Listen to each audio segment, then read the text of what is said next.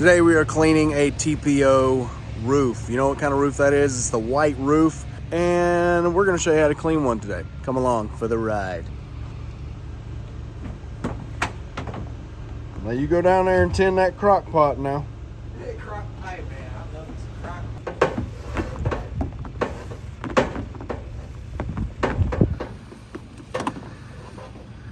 Ben, when's the last time we did this roof? Last year. Last year, same time. Yes, sir. Is this a testament to getting high ticket, high end customers? Oh, yeah. What do high ticket, high end customers do? Well, they follow what you recommend for one. Get it done every year, baby. Every year. Look at that. We about to clean this roof. So first lesson of the day, one tip about high-end customers is they like to do things, it's almost like changing the oil in their car right when it hits 3,000 miles. As soon as it hits 3,000, they go change it. Doesn't matter if it needs it, doesn't matter if the oil still looks good, those type of customers change it again. And they like putting things on autopilot. They like putting appointments and having people look, they're doing turf in the whole backyard. So they got this dump body trailer and they'll be putting turf in the entire backyard. It goes all the way back there. But they like doing things on a schedule. Get you some high ticket customers. It's taped. I gotta put my hand on it. What you got right there, man? Got the remote to the smart screen. Now, what about a smart stream? I'm looking at it, I know, but tell the folks watching here, why is it so clutch to have a smart stream on a job like this? Well, the biggest thing is, you don't have to go back and forth to your trailer. Because some systems, they don't have the positive feedback, which is a big seller for me. I can be up here and 100% know that when I push the button, it beeps. That lets me know that I'm getting soap. And then when I push it, it'll beep again to let me know that it got the command to shut the soap off. So you never have to go back to the truck. Look, we got levels here. You can see we're on. Boom, that's one level. Yeah. And then boom. So I'm up 1, 2, 3, 4, and then 5th is ground level. So I've got to go through a bunch to see if it wasn't going, because I have long hose, which takes I have 300 foot of hose out right now, which will take about a minute 15 to get. Sometimes it takes a little bit longer. I don't know why. It's just, I don't know if it's a Venturi valve or what. So you don't know if you're getting that soap. So you're sitting here waiting, and then you get down and you're like, no, well, you get down there and you see that it was going, and you get back up here and all you needed to do was run it for an extra 5-10 seconds and then you get soap. Right. That's happened so many times to me, and this has completely changed that for me because I know it got the command. Right. So you're using the smart stream, and how are you cleaning this roof? How do you get a hot enough mix to clean something like this? I use the skunk valve with my smart stream. And so it gives you a hotter mix. Right, yeah, it gives, Then a downstream I would say injector. like 15%, something like that, roughly. Like 1.5? 15% mix. It gives you about 15% roughly more, 15, 20, I don't know exact numbers. Right. But it's a noticeable difference in mixture, for sure. Bet. Well, guys, I'll put those two things in the description. You can clean lightly soiled roofs with the skunk valve, and the smart stream just makes it even more Cadillac.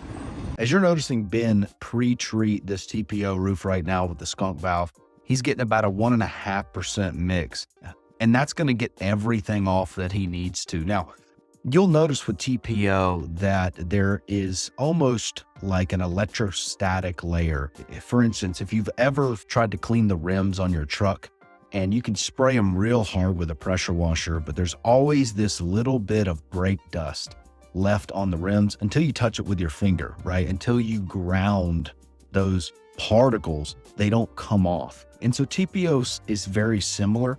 We didn't price this customer out for that type of cleaning. They are going to get the regular SH, removing all organics. But let's come back here to Ben. He's going to tell us some of the things we need to look out for when we're cleaning a TPO roof so we don't damage it.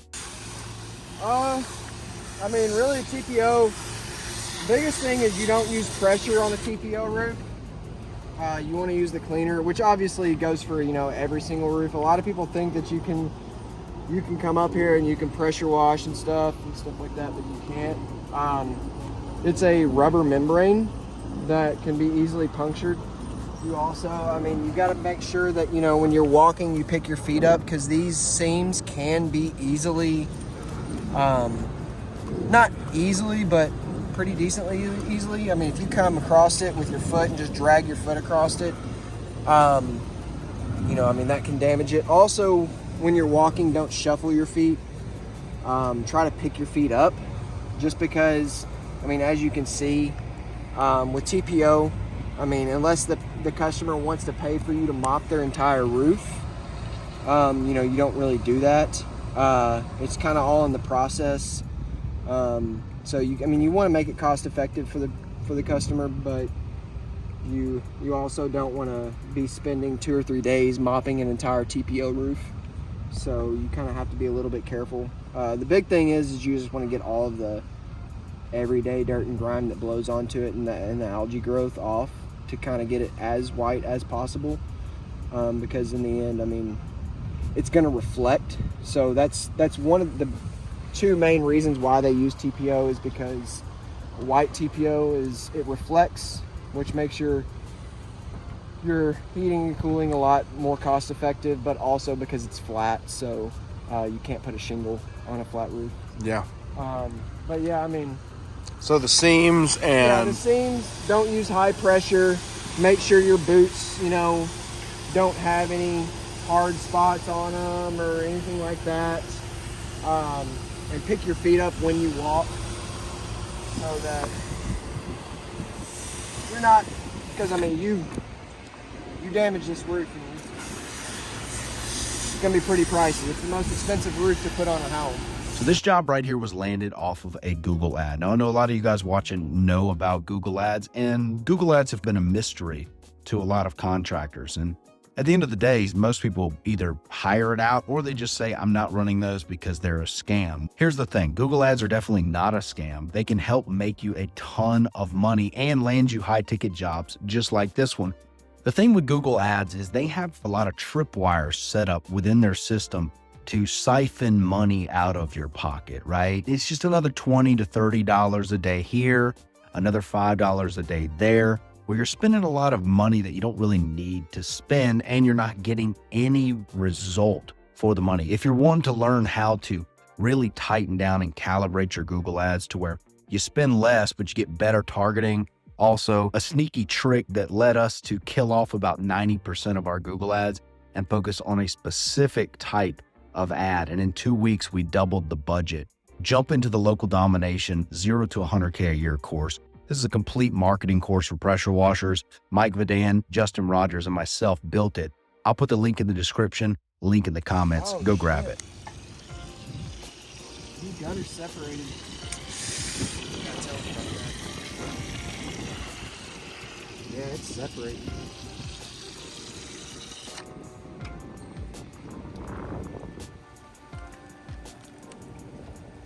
TPO roofing is something that you could possibly target on your SEO and your Google ads as far as commercial, but in residential, it's so uncommon for someone to use TPO on their roof that you can't really say when these type of leads with TPO is going to come through.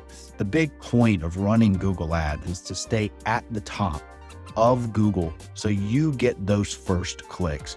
Those guys who are willing to run their Google ads through the winter get all of the clicks that come through the winter. A lot of people were saying nobody's shopping in the winter because business slowed down. That's wrong. Commercial clients are shopping through the winter and they are clicking on those Google ads. And most of the big jobs I've gotten through the winter have been through my Google ads. I hope you guys got a lot out of this video. Hope you learned some about TPO, a little about Google ads, and maybe you're targeting and maybe you just keep them running through the winter time. That's what I would recommend. But give this video a like and subscribe to the channel. I'll see you guys in the next video.